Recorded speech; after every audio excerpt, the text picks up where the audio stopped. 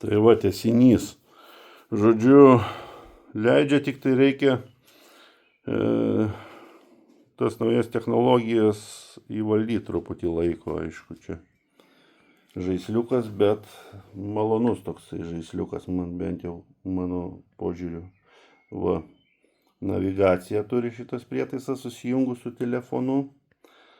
Ir muzika, telefono skambučiai, dar papildomai galima čia susikonfigūruoti, ką norint prisidėti svarbias funkcijas, kurias naudojant.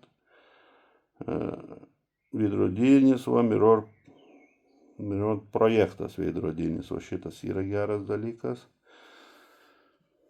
Va, galima viską matyti, kas darosi.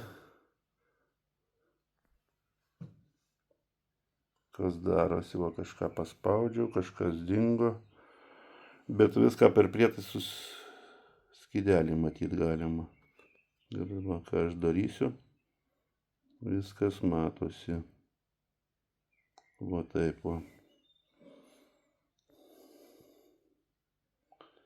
Čia dar turėtų vartytis, bet šitą funkciją turbūt dar tobulins, neleidžia. Va. Programėlė, kaip atrodo, Carbit-Ride vadinasi. Jos nereikia iš niekur siųstis, tiesiog QR kodą nuskanavus galima, pats telefono aparatas jau žino, ką daryti. Paprasčiausiai. Arba galima parsisiųsti, bet man atrodo, aš kiek žaidžiau čia, kiek įsiaiškinau, tai patogiausiai yra su pačiu aparatu nuskanuoji QR kodą ir jisai žino, jau parsisiunčia tą programėlę tokią, kokią reikia.